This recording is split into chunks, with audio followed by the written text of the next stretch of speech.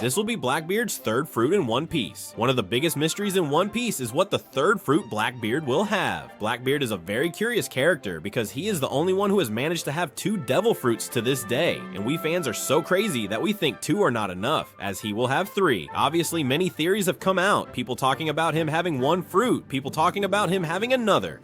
And today I'm gonna bring you what is the best theory about Blackbeard's fruit. Also mention something very important, and that is this video will discuss things revealed in chapters 4 and 1155 of the One Piece manga, and also add that several years ago I published this same theory, but with data that was proven and confirmed at that time. Today many have changed. Many things have been revealed, and much of the information we have has completely changed, so the theory remains, but this time changing certain arguments and reinforcing a lot. So let's go directly to what the third fruit of Marshall D. Teach, also known as Blackbeard, is. Give the video a like and subscribe, as these videos take a lot of work, and let me know in the comments what you're doing if you've put the video on in the background while doing something. You know I love reading your comments. Well, let's start directly to talk about his mysterious third devil fruit. Yes, that extra fruit that we all suspect he is going to eat if he hasn't already eaten it secretly off camera and we haven't seen it. And it's that Blackbeard is not just any pirate, he is the pirate, full of mysteries, tricks, and has been keeping us puzzled for many years.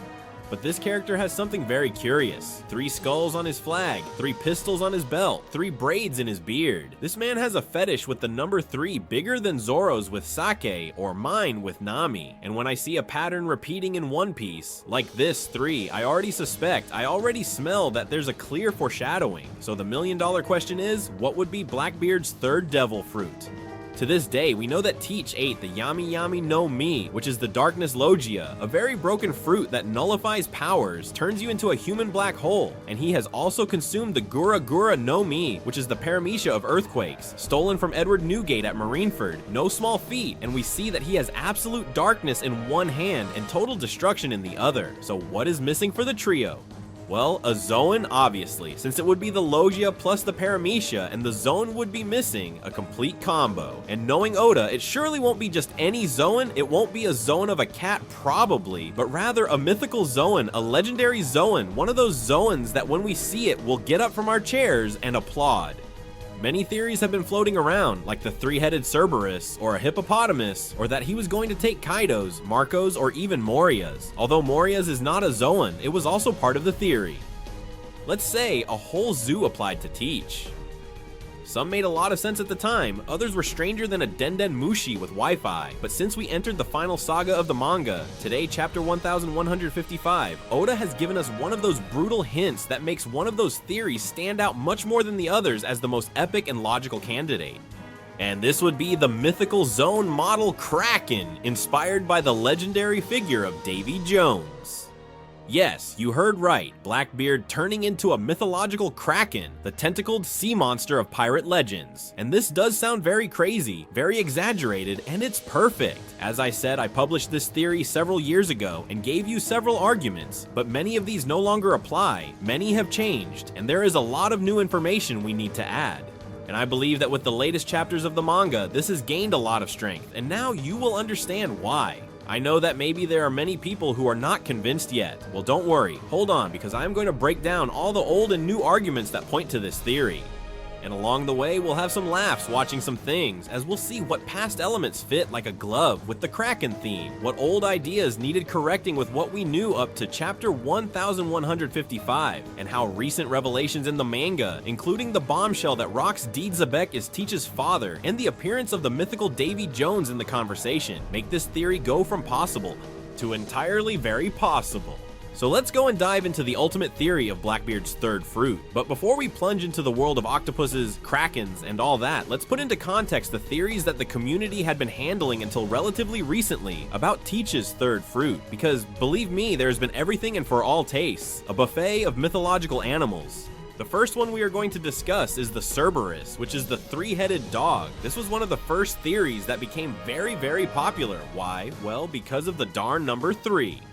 3 skulls on Blackbeard's flag. Cerberus was the guardian of the underworld, and Blackbeard is practically the darkest and most demonic lord in One Piece right now, with the permission of Imu, whom we haven't seen, and it fit well with the symbolism. Teach with a mythical Zoan model, Cerberus could explain his 3 personalities or the possibility of having 3 fruits. Some even thought he already had it before, and that thanks to it he could withstand eating the other 2 fruits without exploding. The idea is quite interesting on paper. Imagine Blackbeard transforming into a giant 3-headed dog and spewing darkness, earthquakes. It would be a very diabolical image, but honestly, over time, doubts began to arise. Would Oda really give Teach the Cerberus fruit just for the joke about the 3 heads? Many, including myself, thought that perhaps it was too simple or too strange, and that the 3 heads on the flag might refer to something else. 3 hearts, maybe? Well, now we will go with that. But in addition, there is a very important thing to discard this theory, and it is that we have seen that the character Shamrock had a sword that had also consumed the Cerberus fruit, and as we know, there is only 1 fruit of each type in One Piece. That is to say, there will not be another Cerberus fruit, which is why this theory is obviously discarded, because I don't see Blackbeard trying to end the life of a sword to get that fruit. The second theory we are going to discuss is the Hippopotamus theory, and this theory mainly arose because of Eiichiro Oda himself and his quirks. For those who don't know, Oda usually assigns representative animals to the characters. In the Straw Hat crew, for example, Luffy is a monkey. Well, can you guess what animal Oda said Blackbeard would be? Bingo, a hippopotamus. Just like that, and in some illustrations and covers, in fact, he has drawn him with hippos just because. At first we were all like, what do you mean a hippo? But then you stop to think and you have that. Hippos, although they seem very gentle animals, are among the most dangerous and lethal animals in Africa. They kill more people per year than many known predators. In fact, it is the animal that kills the most per year, except for mosquitoes, which are insects. And in that, it resembles Teach, who is lethal and very violent. And wait, there's more. It turns out that hippos have 3 stomachs or 3 stomach chambers, which at the time set off alarms about the number 3 again. There were already people pulling out the theory calculator saying Teach equals hippo equals can eat 3 fruits without dying because they digest them separately. Well, they were certainly creative. The hippopotamus theory sounded so far-fetched that you didn't know whether to laugh or take it seriously. Because on one hand, it's true that Oda could have been hinting at the hippopotamus, drawing it with Blackbeard. The connection of 3 is there too, with the theme of the 3 stomachs. But let's be realistic, a hippopotamus, no matter how violent it is, doesn't have the epic level 1 expects from the final villain or their secret weapon. Let's compare the image of Luffy fighting a hippopotamus Blackbeard with, I don't know, Luffy against a dragon like Kaido, Luffy fighting a phoenix with the theory that he would steal Marco's fruit, or even with a Kraken. Well, obviously it doesn't quite fit. Moreover, the powers of the hippopotamus fruit would be brute strength, powerful jaws, and not much else. Oda didn't hype us for so many years with the mystery of Teach for the revelation to be. Oh look, he transforms into Moto Moto from Madagascar. So, although it has its basis in some curious hints, I would rule out the hippopotamus as the 3rd fruit.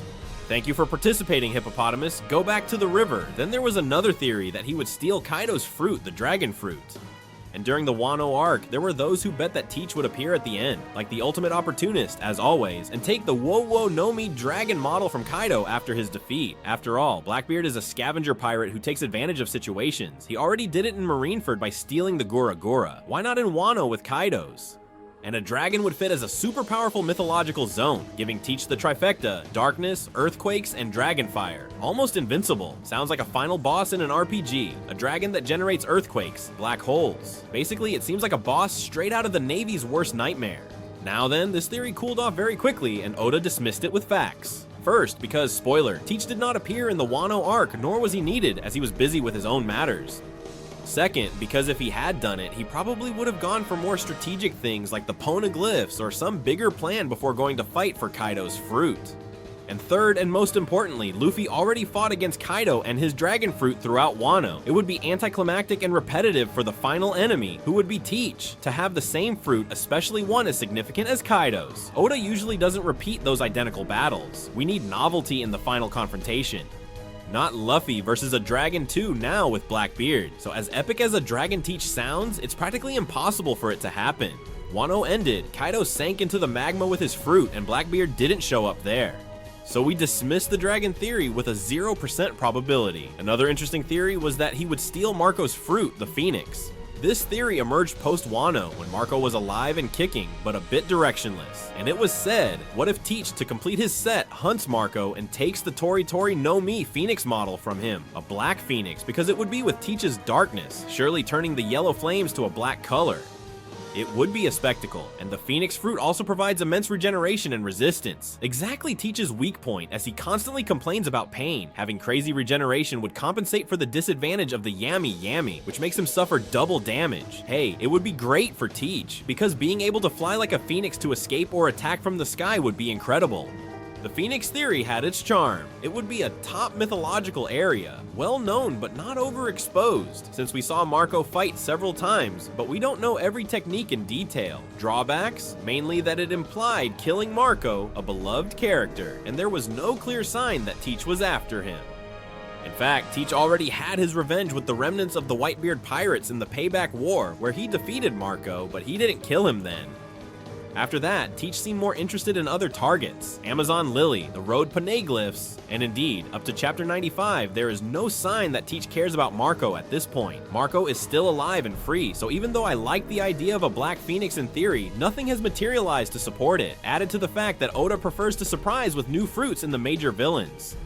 We've already seen quite a bit of the Phoenix one, and I don't give it much chance either. Another interesting idea was to steal Moria's fruit, and this is interesting because of the recent story. We know that Teach received Gecko Moria in Hachinosu, his pirate island. After the reverie, Moria appeared to take revenge for Absalom, and basically Teach told him, "Join me or die."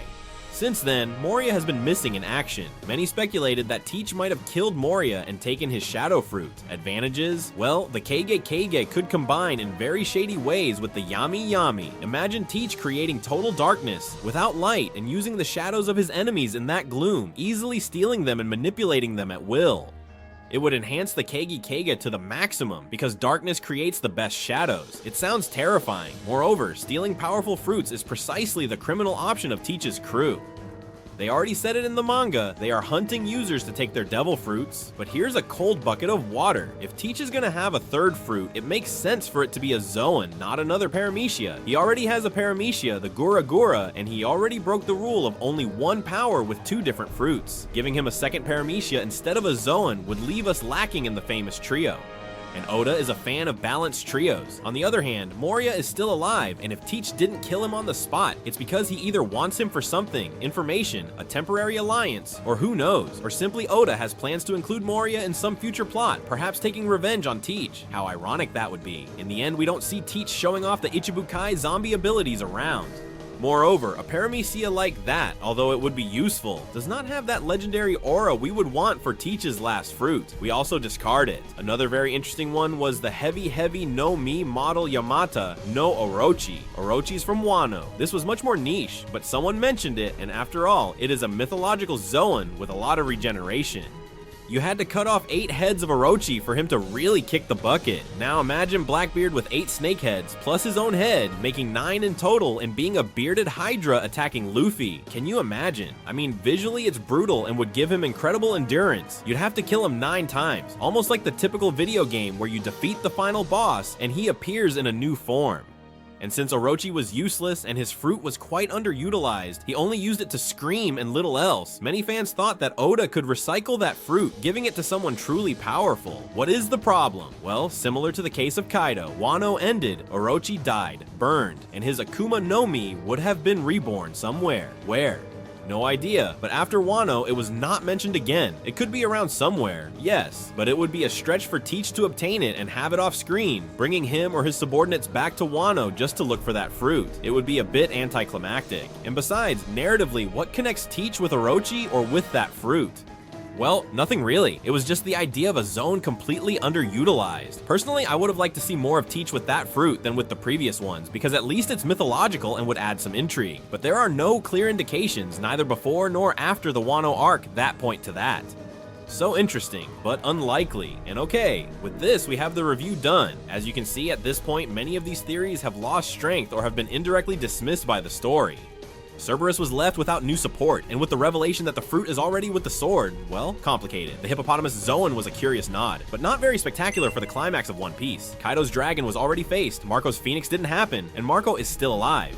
The shadows of Moria don't fit because it's Paramecia, and Moria is still alive. The snake of Orochi got a bit lost in the post-Wano limbo. So what then? We arrive at the octopus/Kraken theory, which was there, somewhat hidden among many others, and suddenly has gained a lot of traction to be the correct one thanks to new clues. As I said before, this theory has existed for quite some time, as I published it about 3 or 4 years ago. But oh my, now everything fits together like a well-made 1,000-piece puzzle, and I'm gonna tell you why the Kraken is the perfect candidate for Blackbeard's third fruit, and how Oda has been dropping hints about this from the beginning, only to hit us with the confirmation in the final saga. Pay attention, here comes the juicy part, the clue of the number 3 and Teach's strange body. Blackbeard with tentacles. Let's start with the basic and obvious, the number 3 following Blackbeard everywhere. I've mentioned it before, but let's delve a little deeper. Teach has 3 skulls on his pirate flag, which is very unusual. Normally it's 1 skull, but 3 complete skulls. Only he has that. After the time skip, Oda decided to draw him with 3 braids hanging from his beard. An aesthetic detail, yes, but by now we know that in One Piece, few things are innocent coincidences. And to top it off, Teach is always armed with 3 pistols. Are you gonna tell me that all this is not on purpose?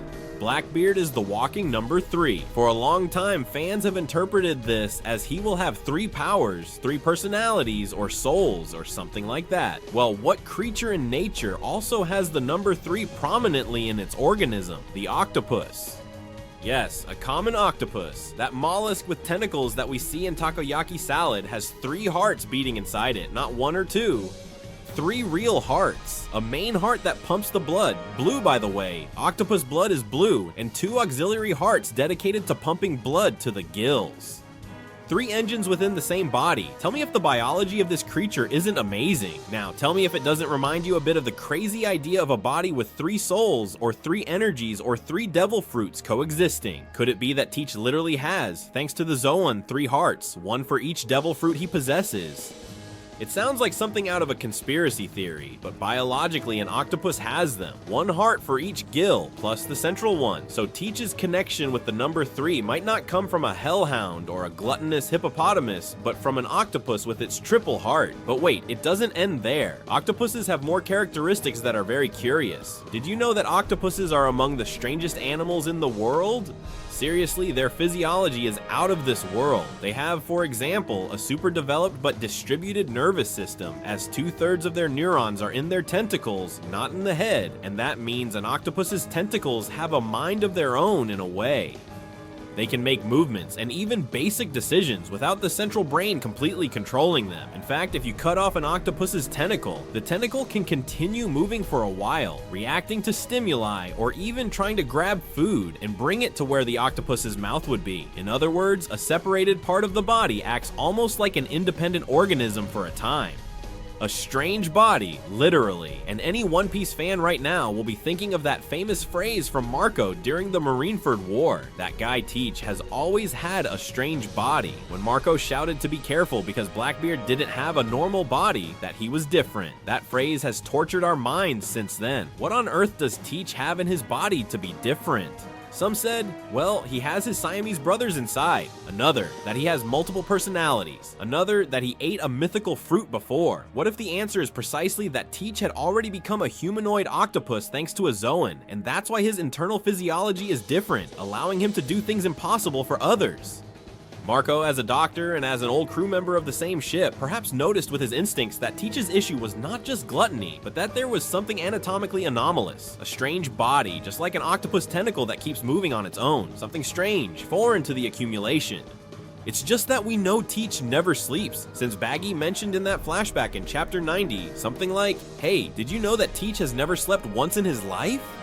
He's a monster, and who doesn't sleep or sleeps very little? Again, our friends the octopuses. Scientific studies show that octopuses sleep very little in short naps, and in very safe environments, and they do it almost with one eye open, so to speak. An average octopus can sleep only a couple of hours in total per day, and in an intermittent way. Basically, they have insomnia.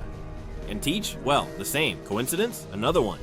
One would think that so many coincidences with an octopus are just too much. Also, let's consider Teach's main weakness. The guy takes hits like nobody's business. Unlike many Logia who avoid damage by turning into their element, Teach cannot become intangible with the Yami Yami. On the contrary, his fruit absorbs the attacks. He feels them all multiplied. Every time he gets hit, he screams in pain a lot. Let's remember when Luffy in Impelled Down punched him in anger over Ace. Teach rolled on the ground in exaggerated pain. Or when Magellan poisoned him and he almost kicked the bucket. Teach himself admits that the pain feels twice as much with his power. And what is the body of an octopus like? Soft, vulnerable, and boneless. An octopus has no shell or skeleton. It's practically all muscle and soft skin. They can easily suffer cuts or damage. They are not animals made to take hits, but to avoid them. They flee, camouflage, spit ink, and leave. An octopus on land would be clumsy and slow. Sound familiar? Teach is a bit slow and clumsy, and in his hand-to-hand fights, he doesn't dodge at all. He takes attacks head-on, and certainly Teach behaves like an octopus out of water. Teach gets tired quickly. He has been seen panting after certain efforts. And let's remember that despite being relatively young, since he is 40 years old, he is 1 year younger than Shanks and younger than Doflamingo, others of his generation. This would fit with the biological note that the central heart of the octopus stops when it swims. Octopuses get tired quickly if they are in constant motion. That's why they usually crawl or stay still. Teach isn't exactly the most athletic, is he? He prefers to plan, ambush, and use his powers from a distance to avoid long hand-to-hand fights where he gets exhausted. All these physical disadvantages of Teach, the intense pain, low speed, questionable endurance, could be attributed to his body having octopus-like qualities. In other words, his hypothetical Kraken fruit would have given him tremendous powers at the cost of a more fragile body. It would be a nice balance to be able to use 3 fruits. His octopus body would penalize him in durability, a disadvantage we have already seen. And something very curious about octopuses is that they are animals with a quite surprising regenerative capacity. In nature, an octopus can lose a tentacle due to a predator attack or even self-amputate it to escape, similar to what lizards do with their tails. But the impressive thing is that they can completely regenerate a lost arm in a matter of weeks or months, and they not only regenerate the flesh and skin, but they also regenerate nerves, suckers, blood vessels, and even the nerve ganglia inside the arm. The new arm is completely functional, as if nothing had happened. How do they do it? Well, they have stem cells and biological processes that reactivate tissue formation. In fact, there are scientific studies where it is observed that the new arm starts as a small bud and gradually takes the complete shape of the original tentacle. It's just that when we see this, and add that Teach has a problem, suffering twice the pain due to his Yami Yami, it makes it so that despite feeling pain, the damage is not as evident since he is able to regenerate very quickly. Something that would have an absolutely brutal power, having incredible regeneration, having the Yami Yami to nullify any fruit and do many things with the black holes, and have all the total power with the fruit capable of destroying the world, the amnesia of the earthquakes. And if you think Oda hasn't left visual clues of octopuses around Teach, I'll tell you that there are fans with a keen eye who point out curious details. Where Marco mentions something about a strange body, a subordinate appears with an octopus on his head, an intentional nod, or am I maybe getting paranoid? Maybe Oda drew that octopus to laugh in our faces, but we will never know until the story ends. What is undeniable is that Oda loves octopuses, and when the Straw Hats fall as spies, we see them fall on an octopus that acts as balloons. Or even Fishman Island, where we have a friendly Kraken named Tsurume, which Luffy tames. Oda always has octopuses appearing in his work. Sometimes for funny things, sometimes for crucial things. Is it a coincidence that precisely the final saga brings us these references to Davy Jones, which we will talk about now, and that the most solid theory points to it being the fruit of a Kraken octopus for Teach? I would say that Oda has been playing tricks, but leaving breadcrumbs all the time. Let's quickly recap this section because it is very important. Teach and octopuses share a lot of peculiarities. The number 3, which is everywhere, and the octopus has 3 hearts. Teach has a strange body, and octopuses have tentacles with their own movement. Teach does not sleep, and octopuses sleep very little, or almost not at all. Teach feels a lot of pain, and octopuses have a very soft body without any kind of shell, and if it turns out that Blackbeard has been half octopus for years, and we didn't know it, many theorize that Teach could have already consumed the octopus Zoan before joining the Whitebeard pirates. Could a young Teach have found the Kraken fruit and kept its power a secret for decades? It's difficult, but not impossible. Teach played the role of weak and harmless to Whitebeard's crew for 20 years, waiting for the opportunity to steal the Yami Yami. No one suspected him, and if he took advantage of that low profile to never reveal his Zoan transformation, maybe he never needed to transform or did it secretly somewhere. The other option is that he doesn't have it yet, but is actively searching for it to complete the set. We know that his crew is hunting for powerful fruits. He risked it at Amazon Lily for Boa Hancock's Mero Mero, for example. He sent his Nakamas to steal Absalom's Suke Suke, and if on his personal agenda is to capture the current possessor of the Kraken fruit or find it if it is hidden in some mythical place. After all, mythical Zoan fruits of legendary animals are not easy to obtain. They are often tied to very big stories. An example would be the Nika fruit with Luffy. For now, no one known has revealed the story, which is great because it leaves the door open for Teach to surprise us in the great final battle, showing a monstrous transformation never seen before. Imagine the situation, Luffy and Teach in their decisive confrontation, both already wounded and exhausted, Luffy perhaps in Gear 5 Nika unleashing all his power, and Teach says, "Did you think you had seen it all, Straw Hat?" And boom, he transforms into a gigantic Kraken, a black tentacled beast splattered with darkness. It would be cinematic, and now we come to the icing on the cake, the connection with Davy Jones.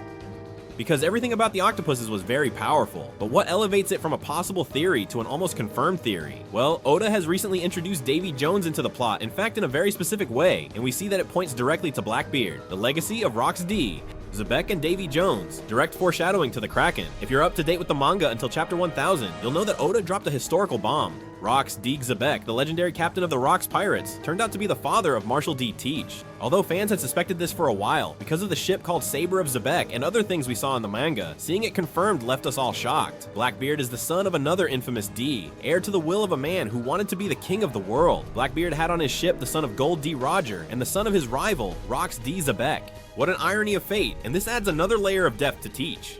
Not only is he evil due to personal ambition, but he carries the blood of Rox's legacy, the pirate who almost overthrew the world government in Gotham. And why does this matter for our Kraken theory? Well, because in chapter 1055, amid all the revelations of the flashback, we learned something very juicy. Rox D. Xebec was a fan and admirer of Davy Jones. Yes, you read that right. In the flashback, Rox sneaks into Mary Gouise, right into Imusama's room, and tells the world leader to their face that he was a fan of Davy Jones, just like that. And the series had gone decades without explicitly mentioning Davy Jones, as he had only been mentioned a couple of times. And suddenly Xebec, Teach's father, comes out saying he idolizes this guy. Coincidence? Is his foreshadowing as big as the elephant Zunesha? Oda never puts a legendary name in the mouth of a crucial character at this point without any reason. Why remind us of Davy Jones now? Well, let's unravel this. First, a bit of context about Davy Jones in One Piece. In our world, Davy Jones is sailor folklore. The demon of the sea, the master of Davy Jones's locker, which would be the seabed where the dead live. In One Piece, Oda also adapted that name for the Davy Back Fight, a legendary pirate game where crews wager members and flags. It is said in the manga that the game originated from a story where pirates made offerings to Davy Jones to recover their lost comrades. I mean, Davy Jones exists in the mythology of One Piece as a pirate or a legendary entity associated with the sea and gambling games between crews. His face or anything has never been shown, just the concept. Now, after this, it seems that Davy Jones was a real pirate from ancient history, maybe from centuries ago, who knows? He could even be from the Void Century or something like that. And we also know that Xebec held him in high regard. We have Rox who admired Davy Jones, and then we have Teach who admires Rox enough to name his ship Saber of Xebec and follow his will of chaos. Admiration is also inherited. I'm not saying that Teach worships Davy Jones on a personal altar, but it's very likely that he knows the stories of Davy Jones, either thanks to his father, or ancient documents, or simply the pirate culture passed down. Teach is quite a pirate history geek. Let's remember that he knew about the existence of the Yami Yami no Mi, and that he was searching for it for years, and that Eiichiro Oda himself said that if he had a profession in the real world, it would be archaeologist. If Oda links Rox with Davy Jones in this way, it's almost like he's shouting at us. Pay attention, because the legend of Davy Jones is going to play a very important role in the final plot. And who better to embody this legend in the present era than Marshal D. Teach? Think about the parallels. Luffy embodies the will of Joy Boy Nika, which was that of the Dawn, the smiling liberator and all that, and Teach could embody that of Rox, Davy Jones, the Dark Legend, the Cursed Conqueror. In fact, it would be something like the sun against the darkness, Free Surface against oppressive depths, Joy Boy against Davy Jones. It's almost poetic. Now, how does the Kraken fit into this? Well, because in popular imagery, Davy Jones is strongly associated with the Kraken. Look at the one from Pirates of the Caribbean, for instance. Davy Jones, with his tentacle beard and octopus face, controlled the Kraken and used it to sink ships. I'm not saying that Oda is going to copy that from Davy Jones, but it's quite a coincidence that the Kraken fruit theory fits with Teach, and suddenly Davy Jones becomes relevant to the story. It's as if Oda had thought, if I'm going to make Teach transform into the Kraken at the climax, I'd better start introducing the concept of Davy Jones so that fans can connect the dots and feel the classic pirate theme. Because let's remember Oda's words. One Piece, despite everything, is still a pirate story. And what is more classic pirate than the legend of Davy Jones, the Flying Dutchman, the Kraken that devours ships in the storm? Oda is going to give us mythological piracy straight to the vein for the end, I'm sure. With Rocks in the flashback, we learned that there were even real Davy backfights organized by him to recruit crew members. Rocks played Davy Jones's game to strengthen his crew. What a great detail, and this is something to think about. I wouldn't be surprised if Teach, as Zebek's son, also uses a Davy backfive at some point in the current story for some twisted purpose. It would close the circle. Imagine if Teach challenges Luffy to a Davy backfive at some critical point, betting on something very big. Robin to read the poneglyphs, some road poneglyph, or the life of an ally. With Teach you never know. It would be a tremendous nod to the tradition of Davy Jones and his father Rocks. And if in the middle of this final game, Teach reveals his crane form, he would literally be honoring the legacy of Davy Jones in person. Returning to Davy Jones himself, we don't know if he will appear physically. A flashback of him? A ghost. A tale told by Brook? It would be fun. But the important thing is the influence of that figure on Teach. Davy Jones was greedy and cursed. And Blackbeard is greed personified. He wants the One Piece. He wants power. He wants to rule. And he wants all the strong fruits. He wants to be king of everything. Of the world.